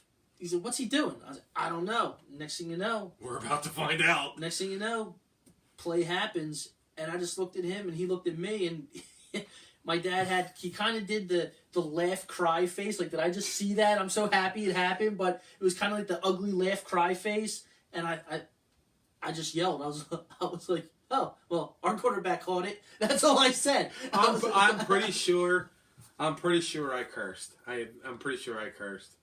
I don't know. And like I was in a room full of kids, and I told the people, I don't care. The Eagles in the Super Bowl. There's one rule: stay out of the way of the TV. And the only one who paid attention and followed the rule was my oldest daughter, Peyton. She was the only one. All the other kids kept getting yelled at. My daughter, she knows. She's the one I'm gonna go to. Like she'll watch football with me. She'll watch, and my youngest will watch football with me. Chase, my oldest, he's a baseball guy. And since we're gonna go with baseball, unless anybody else got anything in the comments to talk about football, if not, we're gonna go into baseball. So, and there we go. Yeah. When it comes to baseball, all I gotta say is, just sign Harper or Machado, Phillies. Get it done. I'm tired of hearing it's going to be this weekend. Oh, now it's going to be next week or within the week. Just sign somebody, please. I'm begging you. Just make a splash. Use the stupid money and make a signing happen. That's it. That's all I got to say. I mean, I really don't know what else to say about the Phillies offseason. They went into these winter meetings wanting to do something in case they didn't get a Harper or Machado. Okay, so they go and get McCutchen. People screaming and yelling about the money that they're giving them. Who cares? It's not your money. Let them use it. It's what they have it for, to spend at their leisure. Then they go and they actually make a very good trade to get Segura. I love the trade. That's a great trade. You got rid of Santana's contract. You get rid of Santana's contract, and not only does it give you a talented, what's it called? Shortstop. Shortstop, yes, a shortstop that's going to play. But it also puts Rhys Hoskins back at first base, his natural position, which, like you said... Well, that and Kingery goes back to second. Yeah, that's the other thing. Kingery goes to second. People sit there and think... I'll let him get back to it real quick. Like, people sit there and think playing shortstop is easy. It's probably the hardest position. It's the hardest position. Other than third base. And third base isn't called the hot corner because it's hot over there. Right. Listen, you go from playing second base to shortstop, it's hard. Derek, who's watching, he knows he's a baseball player. I've played it a couple times. Like it's literally the hardest position, and it was in Kingery's head. He batted .205. Yep. He's a better player than that. I'm glad people want to know why Kingery played so much because they gave him the contract. They did. So you play Kingery at second. You trade Cesar. If you sign Harper, you trade Odubel. Odubel's got a friendly contract. Yeah, he really does. You do. You know? Yeah, he does. I mean, but that Segura trade opened up a lot. It opened up a lot for them to do a lot of things. Like you said, Kingery goes to second. You got Segura at short. And I'm just excited to have Hopkins back at first. Because, honestly... he's not even a really good first baseman. No, he's not. But that's where he is. That's where he is. He's just known more for his power. You know, and that's what it is. But you stunted his growth. You know, coming up by having Franco. And that signing made no sense to me when everyone knew that you had this kid coming. What, Santana? Santana. I said Franco. Yeah, Santana. Well, Santana, I think Santana was brought here to help Franco and who was J.P. Crawford. Yeah. And Odubel. That's who I thought, the veteran presence. And it didn't help. And, he was batting fourth. He was taking walks. No. We killed Ryan. That's the thing. Like, we killed Ryan Howard for striking out too much. Now we're gonna kill for Carlos Santana for walking too much. No, I'll take Ryan Howard any day of the week over Carlos Santana. You can call me nuts, you can call me idiotic, but Ryan Howard was clutch up until he blew his Achilles out. Well, then the thing that gets me mad about when people start talking about Ryan Howard, how they say, "Oh, we struck out too much." He's a power hitter, people. Strikeout is... That's what happens. It goes with a power hitter. They swing for the fence or get nothing at all. That's what happens. Educate yourself on that. Yeah, listen, striking out it's the new thing in the NFL. It's the new norm. Yeah. As Doug Peterson would say, it's the new norm. Striking out, it is what it is. Yeah. Well, the funny thing is like, think about if Machado goes to the White Sox and the Dodgers, and the Phillies get Harper, and the Dodgers traded away Yasiel Puig, they traded Matt Kemp, and they traded out. They traded their best left-handed starter. Yeah. I think they thought they were getting Harper. When that trade happened, I was like, they're getting Bryce Harper. I said the same thing. This sucks. Like, I wanted Harper. I was like, it sets our like that just. I was so mad. I swore they were getting, but now there's talks that he's getting it. Like he's coming to Philly. Bring him, please. Yeah, like I don't understand. They on Saturday they were meeting with him and his agent Scott Boras in Vegas. I was watching Twitter all day long, waiting. So was I. Waiting for something to come across, and it just never happened. And I thought, how do you sit there and go see this guy where he lives? How do you go there and not walk away with a contract signed? You know, that's what I don't understand. Like, now, granted, the Phillies, I think, were one of 3 teams that he's met with multiple times. Or no, that he's actually met, where everyone else was going through Boras. He's actually sat down and talked with them. And it was, I think the Phillies are the 3rd team that he's done that with. One of them I know is the White Sox. I knew the White Sox. I knew the White Sox. The White Sox were a front runner. Yeah. And then that just fell through. And now, it fell through. So, I forget who this other team was. He felt good enough to where he wanted to sit down with their GM and their president to talk. But to me that was the equivalent of an NFL free agent going to a team, going to visit, and leaving without a contract. Well, you're not getting them. That's normally how it works. Like you're just not going to get them. And that's how the Eagles signed Asante Samuel. Remember? Yeah. He came in. They were like, "You're not leaving. Yeah. You're signing here." Yep. They had the contract ready. They probably didn't just have to show them the facilities. You probably saw the money and said, "Hey, okay, wherever you want me to. Where's my locker at?" But yeah, I mean, all this stuff. It's going to happen Saturday with Harper. Now it's they're going to make an offer within the week. Why are you making an offer within the week? You should have had a contract ready for him to sign when you went to his house to sit down with him and shoot the S for 5 hours, or go to dinner, or whatever he did in Vegas with you. You should have had it right there. I think, I'm going out on a limb here. I think he's signed already, but I think they're waiting to produce the show because he's on the cover. So they're probably printing up the covers and they're going to announce it then. And yeah, that's I think he signed with us, guys. I do. Yeah, because I mean, ever since hearing that the Phillies were meeting with him, you haven't heard anything else. Like it's dead silence. Right. It's like nothing has happened. So now another thing I also heard, like I heard they're getting Harper, and then there's rumors that they're getting Harper and Machado. I don't know how much money they have. I really don't.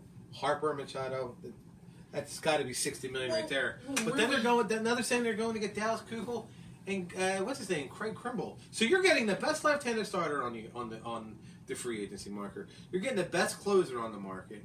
You're getting the best shortstop on the or third base, whatever he's going to play. He'll play third, and you're getting the best outfielder. And like I said, and then someone tweeted out that, and like I said, I mean I can walk up there from work one of my lunch, is that that the Phillies are contacting temp agencies to help with ticket sales, like ticket agents. Like if that's officially in the works, I expect all 4 of them on my team next week. Phillies, Middleton, get it done. That's all we got to say to that. Okay, go. What else? Yeah, it comes down to they could get Harper and Machado. I mean, stupid money is just spending stupid money. I mean, they can offer whatever they want. They just pay the luxury tax. And if you're willing to pay the luxury tax, then look at the Yankees. They do it every year. They're just willing to pay. They just you want this much? Okay, fine. Sign here. And they have the means to do it. They have their own like with New York. They're just a juggernaut. They have their own network. It's the Phillies got their own. The Phillies are trying to get their own network too. They got that big TV deal. Yeah, I mean, and that's the big thing. Like you get your own network. Yeah, but is Robertson a closer? Like I understand the smoke screen, but your mentality to be a closer is you got to be insane. You have to. And I'm one of the few people who love Papelbon.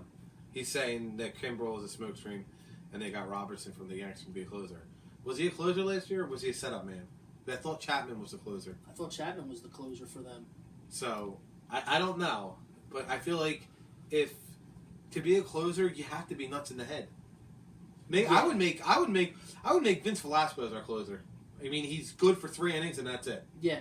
But put him in the first inning and that's it. He brings 100 miles an hour, and then his fastball drops off. But go back. Yeah, no, it's I don't remember where I was at this point. The stupid money, Machado and Harper. Yeah, I mean, they could sign them. They could sign whoever they want. It's as long as they're willing to pay the luxury tax, and of course that comes, with ticket sales going up or price increase. I mean that happens, but if you're signing Machado and Harper, I'm willing to pay that money to go to those games, even if it's only 2 games a year. They're going to be sold out. They'll make their money back. So that's what irritates me too.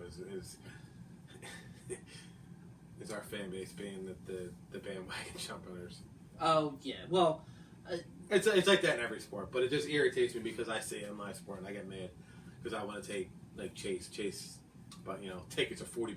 Yeah. So $80. Luckily, I get free parking where I work, but then he's going to want something to eat. It's sometimes spend $120 at the ballpark. Oh yeah, for 2 people. For 2 people, imagine your typical family of 4. You know what I mean? Right. It's easily $100 because then you got to figure the kids are going to want like something from one of the clubhouses. Right. A little pen or a girl with something. They want stuff. Right. So it's easily $150 per person when you go to a game anymore. Yeah. How long's he been in the league, Derek? 137 career saves Robertson has. But here's another thing. Phillies right now, the talk of the town right now is it's still the Eagles. Like, yeah. We're filled up. And the Flyers just scored. Flyers just scored a JVR. goal. What, 7-4? 7-4. Yeah, that's it. Oh, wow. Flyers are going to win, people. And he has a hat. I'm going to say he's got a hat trick, or they're just throwing stuff on the ice. They're probably just happy that they're winning a game, so they're throwing stuff on the ice.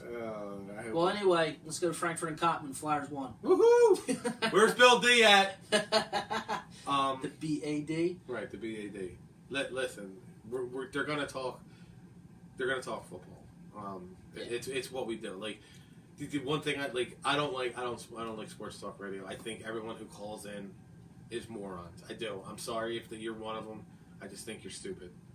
You're dumb. Like you're just dumb. Like it doesn't make sense. But you right now, the Phillies right now, have the opportunity to take over the city by signing Harper, Machado, Kukul, or Kimbrel, whatever the hell his name is. 2008 was what's his name's rookie year. The closer we were just talking about. What's that? Derek. He just typed in saying that 2008 was his rookie year. All right, so he averages 13 saves a year. I mean, not bad for a setup guy. Yeah, right. So that's an epic fail. She couldn't even get. Jesus. She couldn't get the hat over the glass. Oh my God. Fail, woman. He was a closer for the Yanks after Mo, before Chapman. Okay, so all right. So once they got Chapman became the closer, and he became the setup guy. Okay, cool. Thank you for looking that up, Derek. But yeah, but we'll talk more about the Phillies when it gets closer, or at least when they sign somebody. Right. We're gonna try and do this every Monday night. Again, Phillies, sign someone. Man. Right. Our last 2 topics are the Flyers and the Sixers. We'll start off with the Flyers. They're bad. That's it. That's it. Like, play hard. Trade Simmons. Trade Jake. I don't think they'll ever get to trade Jake. I don't think they will. Bad contract. It's a horrible contract. That's that Paul Holmgren signing. I think actually Bobby Clark might have did that one. And then the Sixers. I think the Sixers. Yeah, they beat the bad teams and they struggle against the good teams. Against the good ones. They got a 12-game trip coming, or not trip, but they got 12 games where everyone's got a winning record. 6-6. Nice, 37 saves. That's all right. So he's the closer. All right, that works for me. All right, if you get 37 saves one year, I'm good with that. 14, 15, and 16, 37 plus saves. Okay, sounds good to me. Oh wait. Oh, he had 37 saves those 3 years. Yeah, 14, 15, and 16. Damn. All right. Well, all right. Well, thanks for doing that. All right, we're good. All right, we're good. We don't need Kimbrel. Thanks for doing that. I didn't really think we were going to talk about baseball that much, but I know we will be. Flyers are bad. Trade Simmons. Trade Jake. You're going to have to pay some of his contract if you can. They're next to last for being the worst team in the league. Trade Gudis. whoever Hag is. Whoever Hag is. Like I'm just looking at these players like Just trade him. Just let Carter Hart play. Get his feet wet. It's the only way he's going to become good. Yeah, you just have to keep playing him. That's Right, all it is you know. to it. Like Marty Brodeur played 65 games a season. Why can't we get that? Marty Brodeur, Patrick Waugh, Eddie Belfour, all 64 games and more. We get Brian Elliott, who's 38 years old, who stinks. They used 7 goalies this year. 7. That's this many. 7. And what do I have for the Sixers? Well, with the Sixers, like you said, they're beating the teams that they should beat, and they're struggling against the teams, the good teams.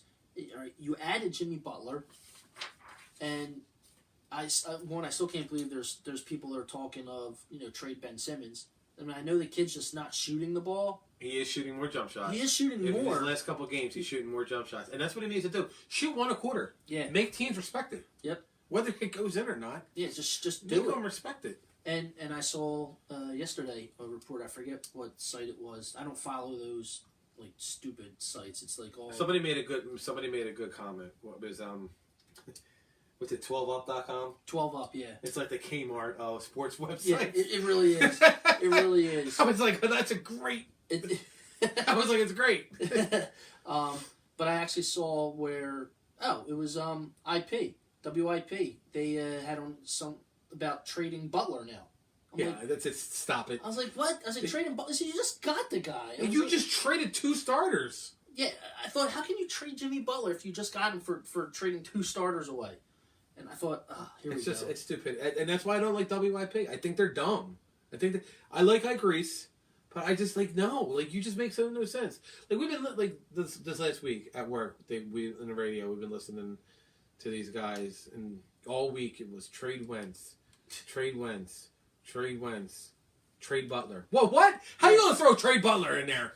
Yeah, they just kind of slid that one in there. Why are we trading Jimmy Butler? Because the guy is a competitor. He wants to win. He's tired of losing. He's been in the league for 8 years. He hasn't won anything. He was on the Bulls.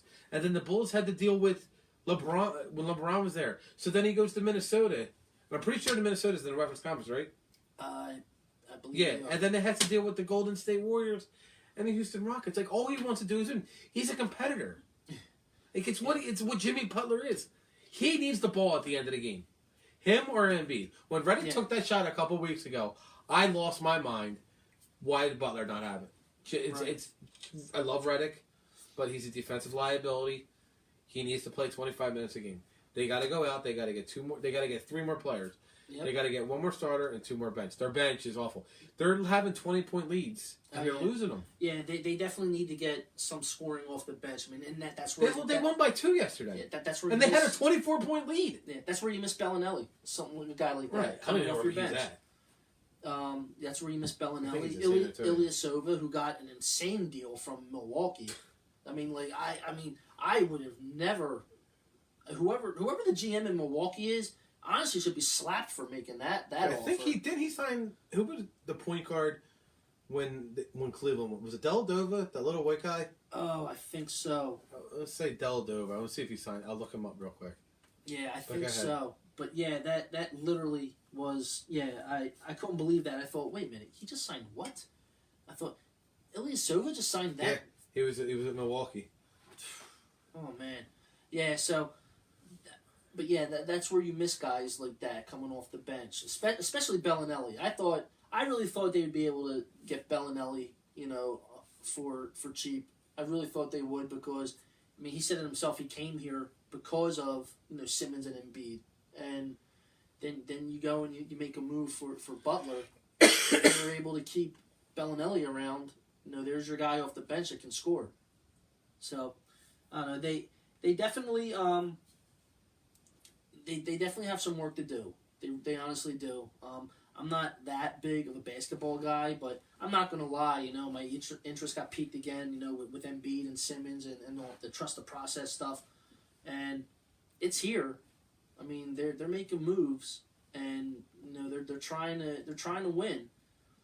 But I'm just starting to see a team now that after last year, they went on that good run at the end of the year to get into the playoffs. And now I'm looking at them, they don't have that same drive. It's just not there. It's just not. Embiid's the only one who has it. Yeah. Embiid is the MVP of the league. If he's not the MVP of the league, then there's something wrong. He's averaging a double. He's got the most double-doubles in the league. He's playing great defense. I think he's averaging 3 blocks a game. He's averaging 20 points and 10 rebounds a game. And honestly, if I'm the Sixers, this is just me like watching the games. You bring in a point guard and you put Simmons at power forward. Yeah. Let him. He's 6'10". Well, he had 20 rebounds the other night. That's why there's still a lot of talk about them bringing Bradley Beal. There's still a lot of talk about a trade happening to get Beal here. I didn't hear that one. It wouldn't surprise me. Yeah, and I mean he's the point guard you're looking for. I mean that's the guy. I mean, honestly, I thought they would have gone after him before they would go after someone like Jimmy Butler. I mean, when they got Butler, I was thrown back by that. I wasn't expecting that at all. No, I really wasn't. I swore they were going to get Trevor Ariza. Yeah, he was another one. I thought Beal and Ariza were the two most likely to get moved, and one of the two come here. But yeah, when Butler came here, Excuse me. I was like, dude, that's if they use him right, you're talking championship. Like they just found their third star, they just found their piece.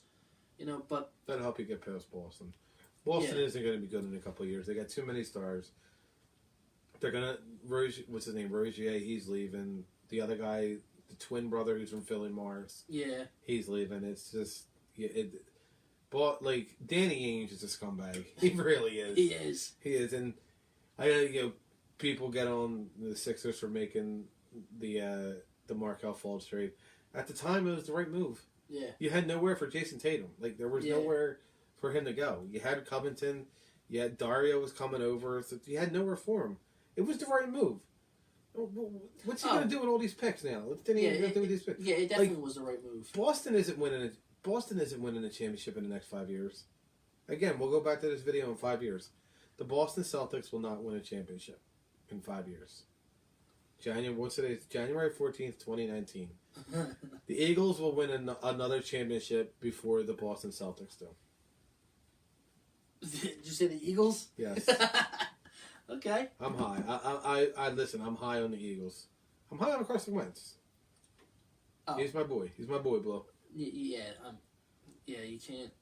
Yeah, I just want to smack people when they start talking about this Carson Wentz stuff. But yeah, it was. Man, we've been doing this 2 hours? Yeah, I didn't really think we were gonna go 2 hours, but I'm okay with it. Well, according to your wife, it's because you're talking all the time. So I'm not the only one talking. I'm drinking water. I know you can hear me because you're right above me. Well, not really. But she's going to critique us, so this should be good. I can't wait to go upstairs. See that. She said, oh, yeah, right here. So I have critiques when you're done. What could she critique? I probably move my hands too much. That's the Irish in me, not the Italian. It's the Italian. I try. I can't. My mom used to do that. Like she would talk, and you'd walk up behind her, take her hands, put them behind her back. She'd shut up. It was like a mute button. Put her hands behind her back, like she was getting arrested. It was a mute button. She just couldn't talk.